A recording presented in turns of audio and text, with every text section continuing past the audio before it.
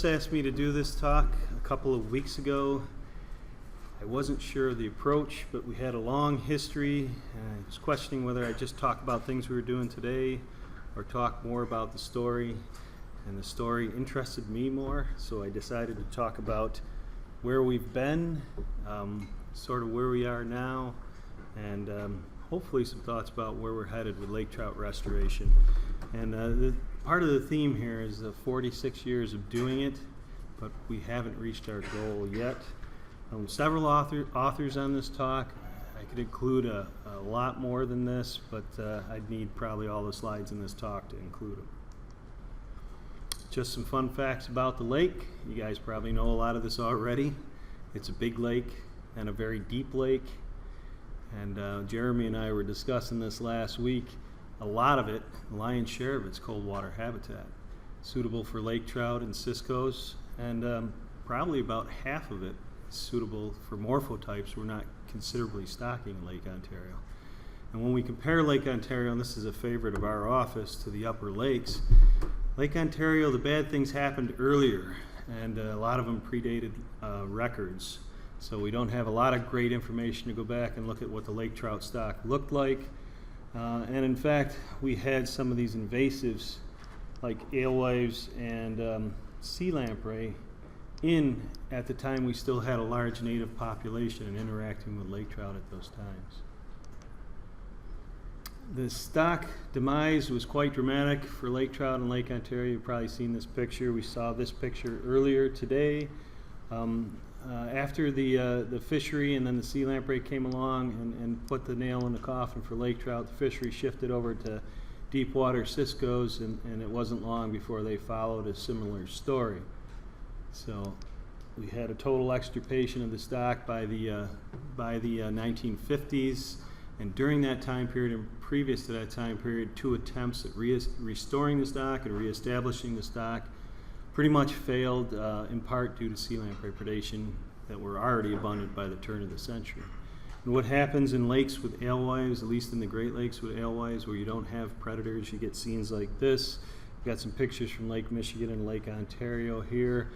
And we really learned in Lake Ontario from the Lake Michigan example, you could make lemonade out of lemons and turn this into a fishery, and that was the approach taken in the 1970s in Lake Ontario.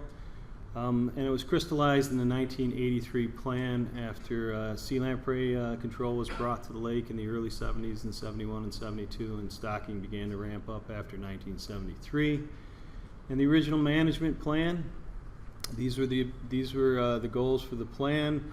To establish a large adult population through stocking based on Upper Lakes experience. We really wanted to fill the box with naive stocked fish and let them find the habitat to spawn it. And those fish were all tagged with coated wire tags beginning in 1983. So all the analyses called for in the plan were facilitated by that tagging, the forethought of the people that were doing the management at the time. And of course, this is kind of an interesting point here, because we've been talking conservation biology when it comes to ciscos over the last 2 years, and we hear about some of the things that we did in lake trout sort of as a example, not to repeat, but I'm one of those folks that say it was a really good example. We took advantage, especially in Lake Ontario, of all of the available genetic diversity that was in the hatcheries at the time, and I'll show you some evidence of that later. I showed you a little bit of that this morning too. And on top of that, they developed some feral strains as well out of the fish that survived to adulthood in the lake. We wanted to maximize recruitment by optimizing culture techniques, so get the best fish out there possible, and not only do it in the hatchery, but do it at stocking time as well. Control sea lampreys, following on the example of the Upper Lakes, and following on the example of self-sustaining stocks throughout the range, optimize survival so it was above 60%. And then as those factors became known, start to mitigate the factors that were holding back reproduction. Out of all the lakes, Lake Ontario really was the one that reached the idea of filling the box. We were the ones that had the highest densities of lake trout stocked throughout the lake compared to the upper lakes. They never were able to reach these densities, and it was interesting, they quickly adopted programs that we might want to think about here now that stocking is lower in Lake Ontario, where they targeted their stockings towards good spawning areas.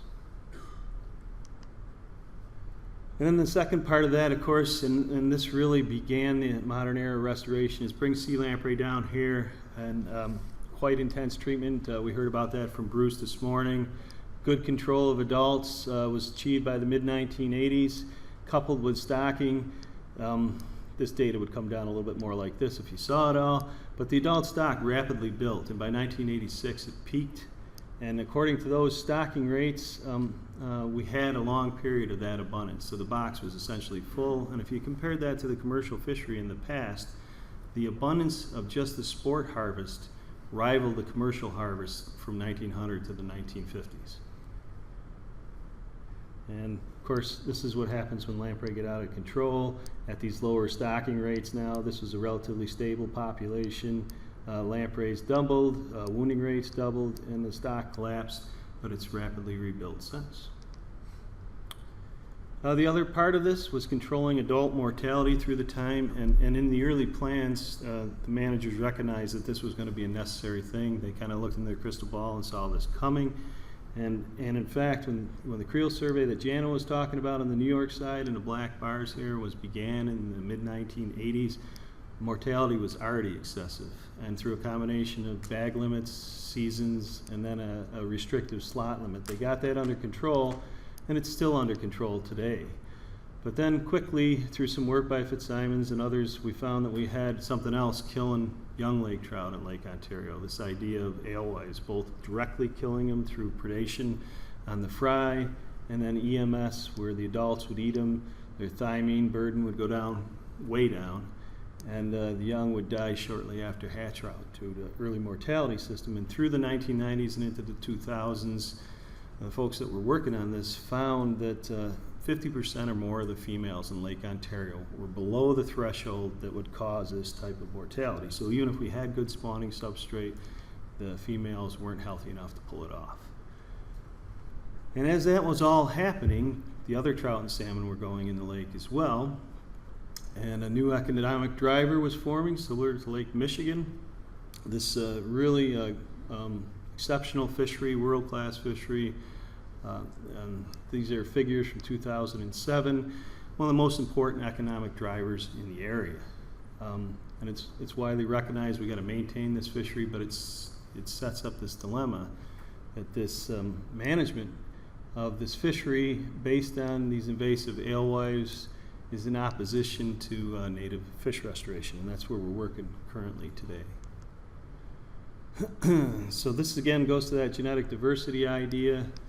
Really colorful charts, the colors representing the strains stocked through time, new strains coming on, old strains being retired on both sides of the lake, looking at which ones do better in terms of sea lamprey predation and recruitment to the fishery. You can see that the early stocking period really did have high success of building up the stock. This is adult abundance through time in the area. These are the impacts of the stocking cuts. So this is sort of the new era we're in. This is the balancing the fishery. So this is our expectations this period here, and this period here from this new level of stocking that we've seen since the early 1990s. And with this level of stocking, it's not going to be possible to produce those densities that we did in the past. So we need to start thinking about what we want to do with those fish. While all that was going on during the mid-1980s through the mid-1990s, the water quality legislation was taking impact. We saw Tim talk about this earlier this afternoon. Phosphorus and productivity were coming down. The lake was getting clearer. Secchi disc readings were going down. And of course, the planktivores were responding to this, and alewife were responding to this. And this decline here is really what motivated the stocking cuts in the 1990s. But this is not all bad news. It's probably bad news for Chinook salmon fishery, but having the preferred prey of lake trout age 4 and older in Lake Ontario go down as well has some good news for their thiamine levels. So the approach when the plan was revisited in the late 1990s was largely similar. The biggest change was this new stocking level and what to do at this level. But also, times were tight. Money was tight at this time. So a lot of the adult metrics in the population have been met. The decision was made to no longer support coda wire tags, which would quickly prove to be a decision that impacted analysis of the changing ecosystem that was happening at that time. And the other thing here that was strongly supported, and we heard some talks about cricketing restoration, was this idea of reestablishing the native prey base. So it really ushered in a period of unexpected change in the 1990s, and especially for lake trout recruitment. We were going along at pretty much a steady statement of recruitment, but then we had all these impacts coming along. We already had the impacts of adults feeding back on the young, but then we got drysenids in the system, slipey sculpins disappeared, primary prey of lake trout, management decisions to balance predators and prey, and the clarity seemed to be moving these fish further offshore and keeping these fish further offshore for longer periods of time, which would later impact our success of stocking. And then the final thing here on this graph is we're also losing really important invertebrates to recruitment of these young fish. So some of the work that we continued to do with those at that time is we revisited this idea of the best ways to stock these things, and we did some things that had been done in the 80s and the early 90s that really didn't produce their equivocal results. We stocked fish offshore and onshore, and then we came back later in the year and stocked them onshore again. And the idea here was the prey fish would move in mass about May, and that was the time we used to stock the fish, and we thought that those fish were buffered from the salmonid predation at that time, and we knew that survival of those young fish was really going down. And so when we did this, we found that the barge stocking in May gave us a twofold increase in survivability, and that persisted all the way out to mature ages. The other thing that was going on is Fitzsimons was all over the lake diving on spawning shoals, and in the west at Port Weller, as gobies came in, he found that both egg deposition rates and the numbers of fry hatching out from those eggs pretty much tanked. Fry disappeared completely, eggs went down quite a bit, but the good news there is lake trout and others like to eat gobies as well, and gobies would ultimately impact their thymine levels and goby abundance, and age structure would change quite a bit. And one of the things we did in the mid-2000s, Jim Markham and I did this, we looked at, we knew Seneca strain was being favored both in the lower lakes and in the upper lakes for their ability to resist sea lamprey predation at older ages. We wanted to see how the other strains performed as well, and not just at older ages, in light of the fact that we had poor survival of the fish that were going out there in the lake, and we were both in both lakes, we were biasing more and more towards Seneca strain. And in Lake Ontario, where we had good sea lamprey control, we found out that you could build a population much faster out of Superior strain than you could Senecas. They persist all the way out here to ages 8, 9, and 10, similar to what you were getting from the Seneca stockings. But at these really abundant age classes, 6, 7, and 8, where lake trout first started to spawn and really accounted for the brunt of your populations, we had about a 4-fold difference in recruitment to the adult stock from the superiors. And so that partly fed back on the plans to more even the stockings out for Lake Ontario, but unfortunately when that plan went in was the same time when Fish and Wildlife Service was moving those superior leans out of the hatchery, and they're no longer available to us. And this is some data from Jacques Renchard. Brent Metcalf and I have been looking at lake trout diet for the last couple of years. We looked at diet before that. We suspected the goby impact on lake trout diet would raise thyminase levels, thymine levels in lake trout above that threshold, and those 1990s levels where 50% of the females were at or below the thresholds appear to have changed. And through the late 2000s, and up to now, a lot of the stock you can see is above the threshold here, where they're healthy enough to produce offspring. From this information, we expected offspring. I showed you earlier this morning, that's what we got. We got a large burst in natural reproduction in the late 2000s. We would have expected it in here, but we didn't have adults. It took, from that, a collapse in the adult population. It took about 2011 to get them back. So 2 things we're doing currently, looking at why so much of that natural reproduction is biased towards the western end of the lake. I consider it the western end of the lake. It is in the western end of the lake. It's not just on the U.S. side either. We're collecting them in Canadian water as well, but they seem to be from all U.S. stock fish associated with the Niagara River. Dimitri and his crew are out there setting up acoustic telemetry networks similar to what he had for the sturgeon. He's following lake trout up and down the river, and he's finding that lake trout are coming from the lake and going into the river at the right times of the year to spawn, and they're winding up in aggregations that look like lake trout spawning habitat over those areas. And he's also finding eggs and fry coming down the river from those fish, and the genetic analysis of one of the first 100 fish we had looked at was from parentage of the fish that he tagged in the river. So we took that idea and we ran with it with a graduate student at SUNY ESF and went up to the eastern end of the lake and tried to figure out why we weren't seeing fish from the eastern end of the lake. And this is the sad news we got. We went out there and we reset egg traps in the same spots that Ellen Marsden did in the early 1990s. We got one lake trout egg, pretty much in the same spot. So we went out with an ROV with Ellen last November to look for lake trout on the shoal. And when she does this in Lake Champlain, it's really impressive, the thousands of lake trout that she sees showing up in the shoals there. And Ellen remarked when she saw this contrast here, when she saw this here, oh my God, are we in the right place? And this is what that place looked like in the 1980s, pre-Dreisenids. This is what it looked like in 2017. I don't know how clear this picture is, but that cobble, the interstices are filled right up to the top. A lot of these white fragments are dead mussels. And interestingly enough, we expected this area was about 15 feet deep. We expected it to be a lot more colonized with Dreisenids than it currently is. There are very few Dreisenids on this reef. So we're going to go back out this spring, look at the rest of the reef, and then head over to 2 adjacent spawning sites to see if similar things going on.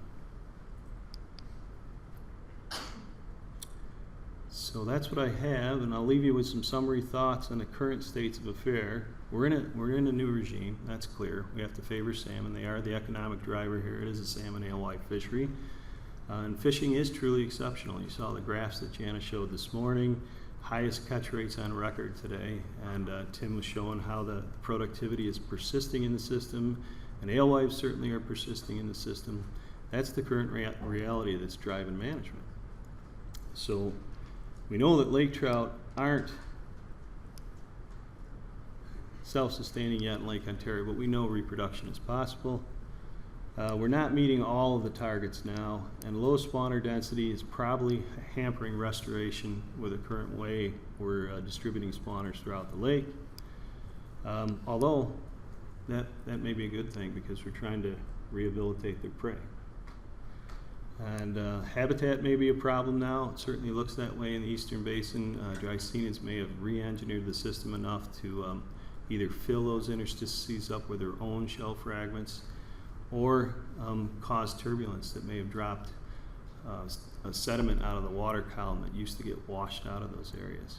But from the changes on the reef and those Dreiseniid densities through time, we may be at an optimum time to do some restoration of those areas that may be durable, at least over the short term.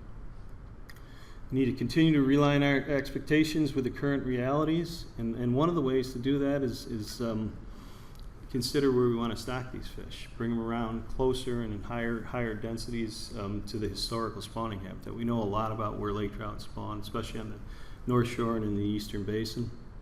There's not a lot of habitat on the South Shore of the lake between the Niagara River and the Eastern Basin. And one of the things to think about, although I'm not sure that this is something we should approach now, but certainly keep it on the radar for the future.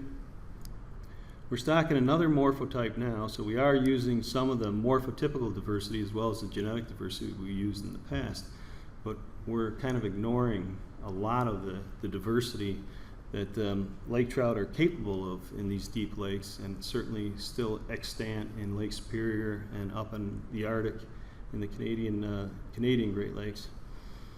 Siskiyous. They were responsible for a large share of the restoration in Lake Superior, and their habitat is about half of Lake Ontario. It starts at about 90 meters and goes out where their densities are high. So there's a picture of that distribution there. So this is the lean distribution, and these are the relative catch rates in the gillnets in Lake Superior as of 2004, I believe. And Lean's tailed off about 100 meters, and Siskowitz really made up the brunt of the area out there. That's all I have.